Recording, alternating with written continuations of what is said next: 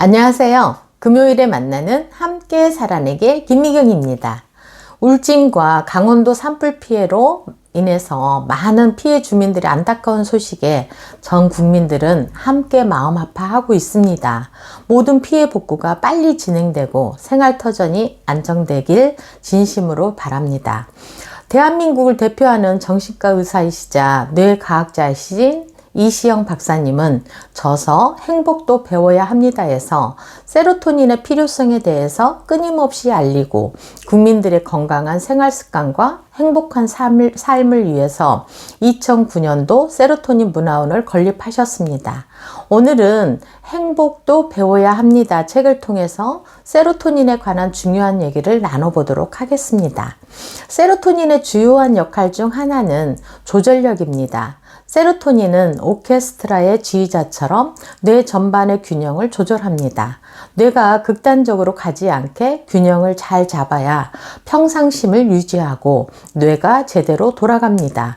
그러나 어떤 이유에서든 세로토닌의 이런 균형 잡기 조절 기능이 잘 작동하지 않으면 뇌 기능 전반에 문제가 생기면서 우리의 몸과 마음에도 문제가 생깁니다. 이상적으로 세로토닌 기능이 잘 돌아가면 좋겠지만 뇌는 워낙 그 기능이 복잡, 미묘하기 때문에 세로토닌의 균형 기능이 한결같을 수는 없습니다. 이런 불균형 상태가 생기면 이를 교정하는 게 세로토닌 테라피입니다. 우리의 뇌 속에는 많은 정보 물질이 있는데 우리가 일상생활에서 가장 자주 경험하는 세 가지 물질이 있습니다. 이 중에 어느 물질이 많이 분비되느냐에 따라 마음 상태가 결정됩니다. 3대 물질의 첫 번째는 노르아드레날린입니다. 노르아드레날린 신경의 가장 중요한 역할은 뇌내의 위기관리센터 역할입니다. 생명이 위기에 처했을 때 노르아드레날린 신경을 흥분시켜서 위기에 대처합니다. 비상사태에 대비하기 위해서 모든 뇌에 경고 발령을 내는 동시에 싸우거나 달아나기 위해서 뜨거운 각성을 해야 합니다. 더 심각한 절체절명의 순간에는 신비의 힘이 발동하게 됩니다. 그러나 별로 큰 위기가 아닌데도 짜증, 성을 내는 등 공격적인 행동을 하는 경우는 노르아드레날린의 과잉 반응으로 이런 상태를 우리는 스트레스라고 부릅니다. 스트레스가 장기간 계속되거나 혹은 너무 심할 때 노르아드레날린 과잉으로 뇌의 흥분이 통제되지 못합니다. 여기서 우울증을 비롯하여서 불안신경증, 공황장애, 강박신경증, 사회공포증 같은 여러 가지 정신병적인 문제를 일으킵니다. 우리 사회는 스트레스로 넘쳐납니다. 노르아드레날린이 상황에 맞게 잘 조절되지 않으면 작은 스트레스에도 과잉 반응을 하게 되는 폭력적인 노르아드레날린 사회가 될 수 있습니다.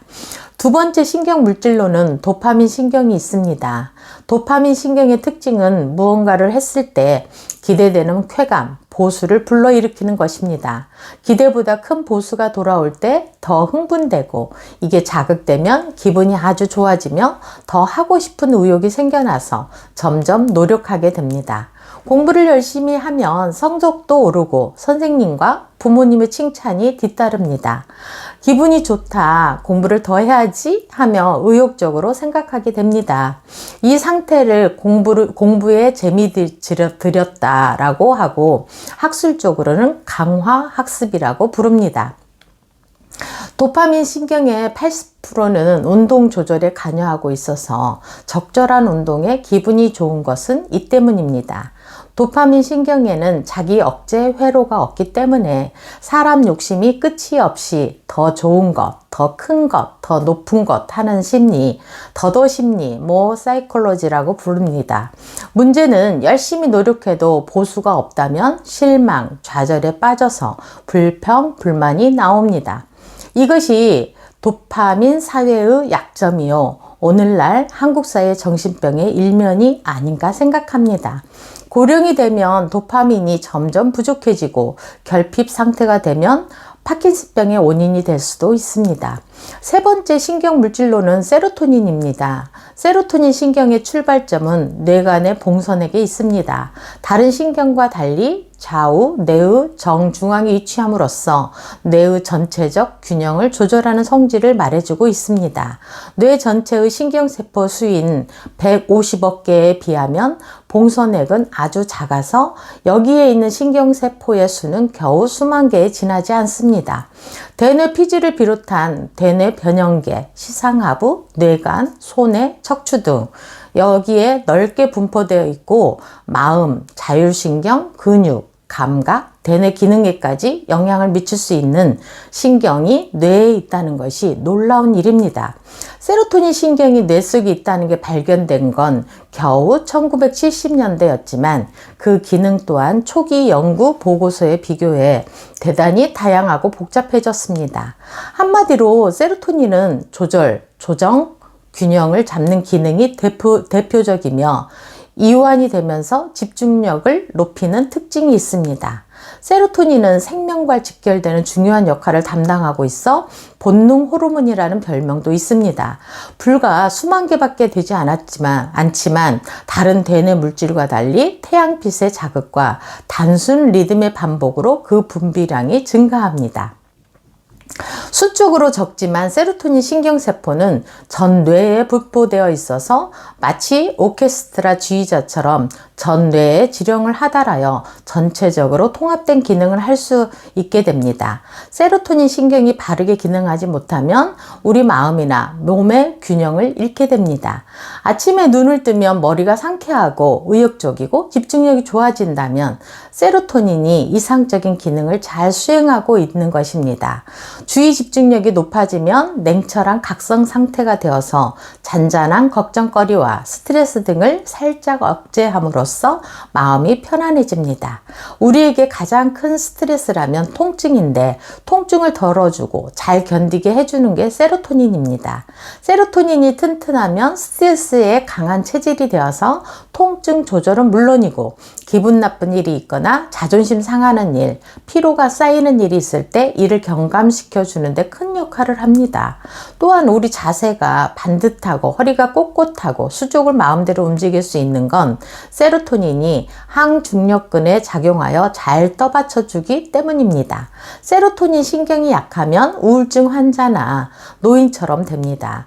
우리 건강에 빼놓을 수 없는 게 면역력입니다. 이 면역은 장에서 70%, 뇌에서 30% 만들어집니다. 시상하부에는 생명을 관장하는 중요한 기구들이 모여 있는데요. 정신계, 신경계, 호르몬 대사계, 면역계 4개 기구의 협동으로 기능하기 위해서는 장이 건강한 상태가 되어야 합니다. 그래야 세로토닌 생성에 필요한 전구물질을 만들어서 뇌로 보낼 수 있습니다. 따라서 장과 뇌는 밀접한 연관을 가지고 있어서 장뇌상관이라고 부릅니다.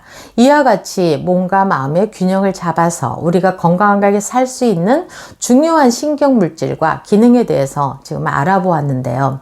개인뿐 아니라 사회 전반에 걸쳐서 건강한 사회와 평화로운 사회를 위해서 꼭 필요한 물질인 만큼 햇빛과 운동, 규칙적인 식사와 질 좋은 수면이 평범한 것 같지만 우리에게 중요하다는 것을 새삼 깨닫게 해주고 실천하기가 쉽지 않다는 것을 알게 합니다.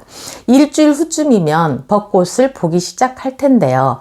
그 옆에 잡초들이 있어도 우리는 벚꽃만 예쁘다고 쳐다봅니다. 이 벚꽃을 보는 마음처럼 세상 일에도 좋은 쪽만 바라보며 기쁘게 사셨으면 좋겠습니다. 다음 주에는 세로토닌 테라피와 세로토닌 결핍 증후군, 세로토닌형 인간에 대해서 전달해 드리도록 하겠습니다.